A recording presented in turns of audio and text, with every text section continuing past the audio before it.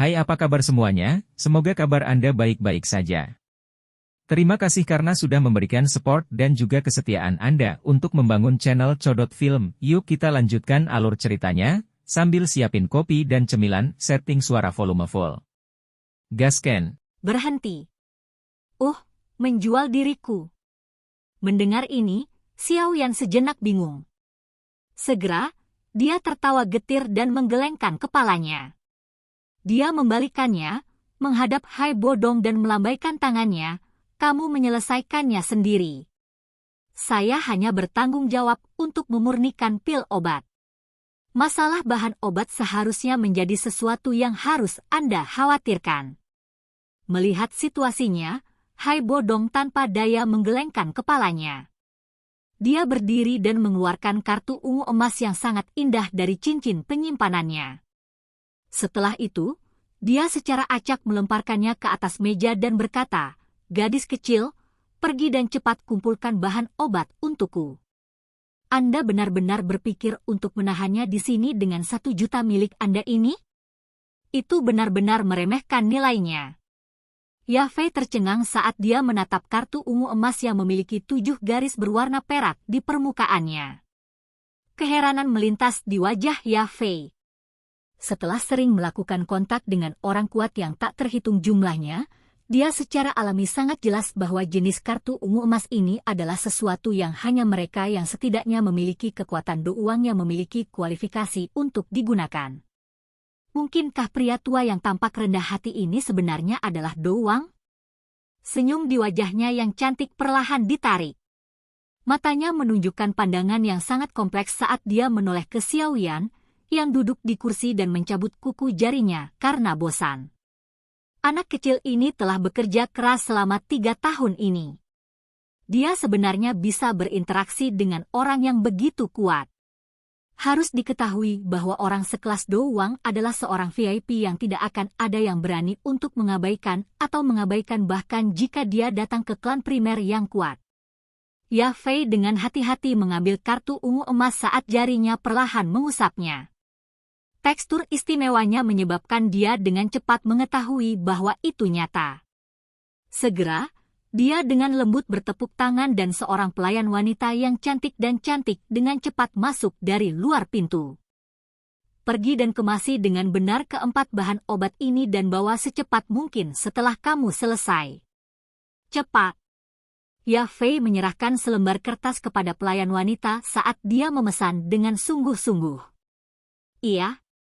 Pelayan wanita dengan hormat menanggapi sebelum melangkah keluar dari ruangan. Pak Tua, mohon tunggu sebentar. Bahan obatnya akan segera dibawa. Setelah melihat pelayan wanita itu pergi, Yafei dengan hormat memberitahu Hai Bodong. Hai Bodong mengangguk sedikit sebelum kembali duduk di kursinya. Dia mengangkat cangkir tehnya, tetapi tidak berbicara sambil terus menunggu di sana dalam diam. Setelah tiba-tiba mengetahui bahwa lelaki tua yang tampak rendah hati ini benar-benar memiliki identitas yang begitu kuat, Yafei tidak lagi berani menggoda Xiao Yan, yang lelaki tua itu memiliki hubungan yang cukup signifikan. Dia duduk dengan tenang di kursi. Kadang-kadang, tatapannya yang agak aneh mengarah ke pemuda yang bosan itu. Mengikuti keheningan mereka bertiga, suasana di dalam ruangan perlahan-lahan menjadi menyedihkan. Xiao Yan akhirnya sedikit mengernyit saat waktu berlalu. Dia baru saja akan membuka mulutnya untuk berbicara ketika seorang pelayan wanita yang agak bingung dengan tergesa-gesa masuk dari pintu dan pertama kali memecah suasana yang menyedihkan. "Di mana bahan obatnya?" Mendengar langkah kaki yang cemas, Yafei mengangkat kepalanya. Ketika dia melihat pelayan wanita dengan tangan kosong, alisnya sedikit terkatup saat dia bertanya dengan suara yang dalam. "Yafei Xiaojie, ramuan obat, bahan obat secara paksa diambil oleh penatua Leo." Dia berkata bahwa ramuan obat ini telah dipesan oleh seseorang dan tidak dapat dijual kepada orang lain.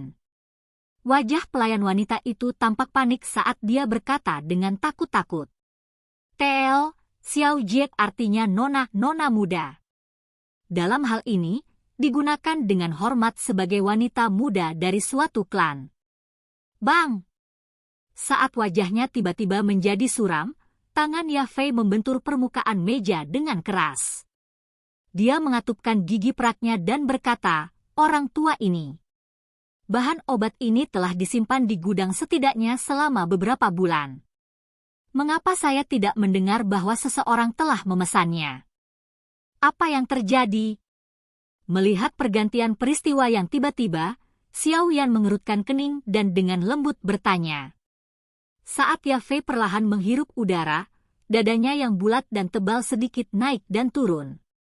Tangannya dengan lembut mengusap pelipisnya sambil berkata sambil tersenyum pahit, "Sesama tua Leo itu adalah kakek dari Lei Lei yang telah kau pukul dan muntah darah sebelumnya. Dia juga seorang tetua di klan primer dan memiliki kekuatan yang cukup besar. Apakah dia menggunakan otoritasnya untuk membalas dendam perseteruan pribadinya?" Xiao Yan menyipitkan matanya dan berkata sambil tersenyum tipis. Di sampingnya, Hai Bodong, yang perlahan menyesap tehnya, mengernyitkan alisnya yang putih. Dia tidak berbicara tetapi teh di dalam cangkir teh yang dipegang di kedua tangannya telah membeku menjadi es oleh diselimuti oleh udara dingin dalam sekejap mata. Ah, orang tua itu. Kali ini dia benar-benar berlebihan. Dia benar-benar melakukan sesuatu seperti itu. Yafei berdiri. Wajah cantiknya sedikit gelap dan suram saat dia berkata kepada pelayan wanita di samping, "Pimpin jalan. Saya pribadi akan pergi dan berunding dengannya." Mendengar ini, pelayan wanita hanya bisa dengan rendah hati menurut dan menganggukkan kepalanya.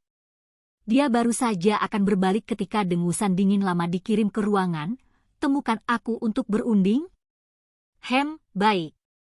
Saya juga ingin melihat siapa di sini yang benar-benar berani melukai cucu saya." Ketika Yafei mendengar dengusan dingin ini, rasa dingin di wajahnya yang cantik menjadi lebih padat. Tangannya ditekan di atas permukaan meja saat dia dengan dingin menatap beberapa orang yang berkerumun ke dalam ruangan dari pintu. Memimpin kelompok itu adalah seorang lelaki tua dengan jubah megah dengan wajah yang agak mendung. Mengikuti di belakangnya adalah pemuda berwajah pucat dan beberapa penjaga. Pada saat ini, pemuda itu menggunakan tatapan jahat untuk menatap Xiao Yan yang sedang duduk di kursi dengan kejam. "Penatua Leo, apa arti tindakan Anda? Meskipun Anda adalah sesepuh di klan, kapan Anda memiliki hak untuk mengganggu urusan rumah lelang? Apalagi, Anda sebenarnya berani memblokir ramuan obat yang dipesan pelanggan. Apakah Anda mencoba membuat rumah lelang primer kami kehilangan reputasinya?" Wajah cantik Yafei dipenuhi dengan kedinginan saat dia dengan marah memelototi lelaki tua itu. Dia dengan kasar memasang topi besar padanya. "Tel, memakai topi besar berarti memasang pelanggaran besar pada seseorang. Di bawah topi besar yang berat ini yang menyebabkan orang sulit bernapas, wajah lelaki tua bernama Leo tidak bisa membantu tetapi berubah sedikit. Namun, dengan segera, dia tertawa dingin. "Hei, kehadiran resmi yang luar biasa. Yafei, jangan berpikir bahwa kamu sekarang benar-benar penatua. Ketika Anda berhasil menghapus acting dari penatua pengawas, Anda dapat datang dan berbicara dengan saya seperti ini. Tapi saya pikir Anda mungkin tidak memiliki kesempatan seperti itu. Sebagai penatua pengawas untuk rumah lelang primer, Anda benar-benar secara pribadi membawa orang luar ke area penting klan kita tanpa izin dan bahkan melukai sesama anggota klan. Ketika pertemuan House of Elder berikutnya dimulai, saya akan dengan serius meminta para tetua lainnya untuk mencopot posisi Anda karena pelanggaran ini." Setelah memasuki ruangan, tatapan gelap dan kejam Leo menyapu Xiao Yan dan Hai Bodong.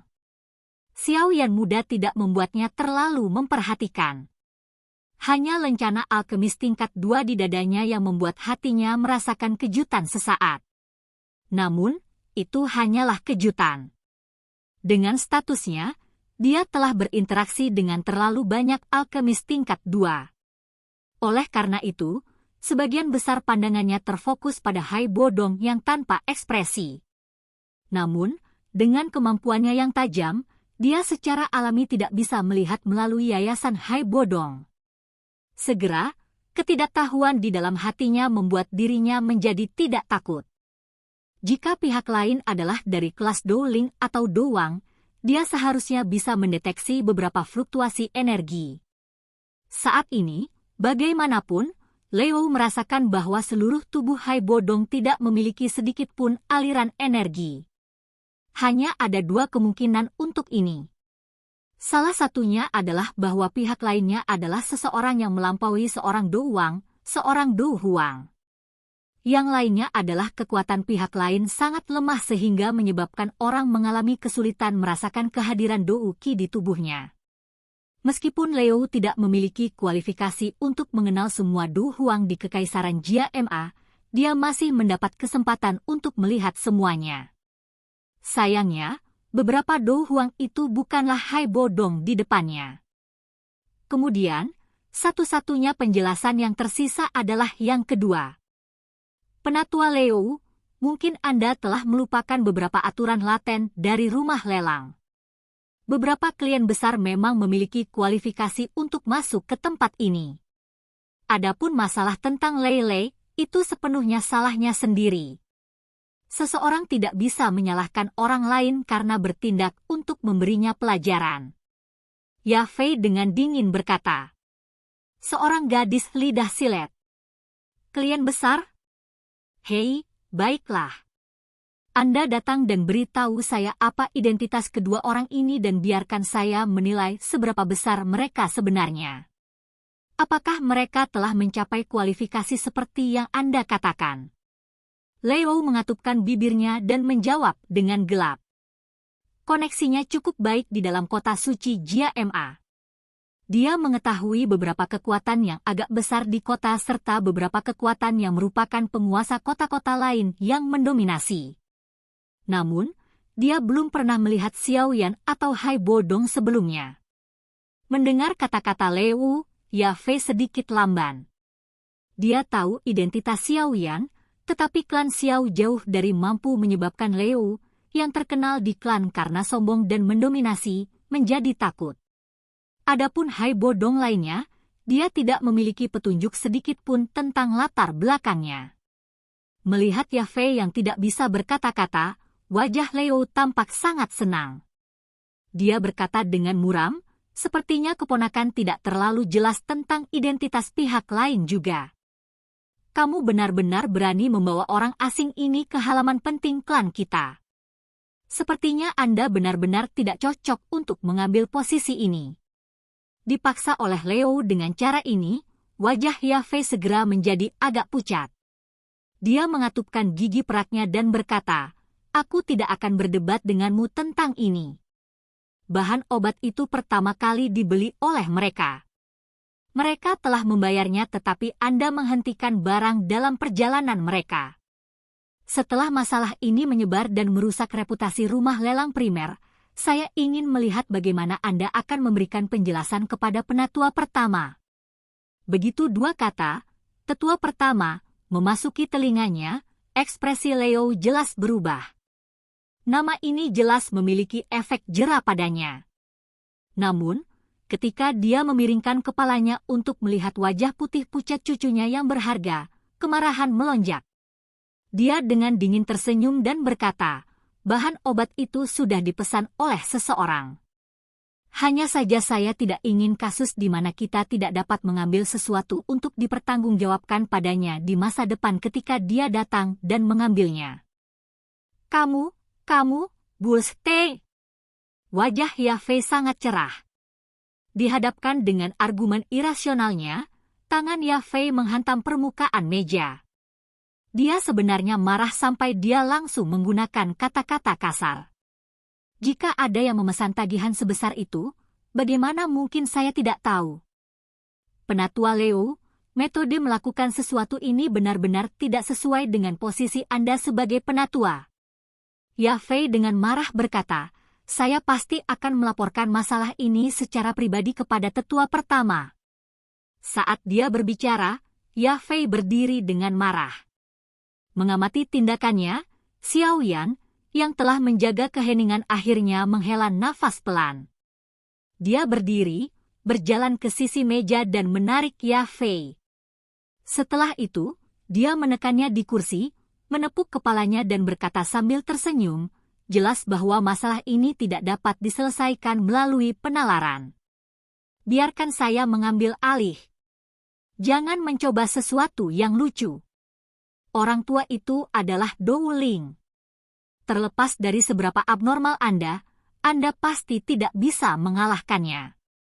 Tindakan intim Xiao Yan menyebabkan wajah cantik Ya Fei menjadi sedikit merah. Dia berjuang sedikit untuk sesaat, tetapi dia tidak mendapatkan respon sedikit pun. Menatap wajah tampan dan halus yang tersenyum, dia berkata dengan tergesa-gesa. Memang, aku tidak akan melakukan apa-apa.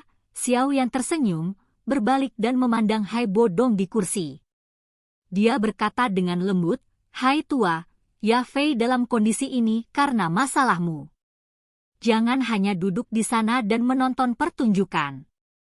Lakukan apa yang menurut Anda perlu. Silahkan pergi ke.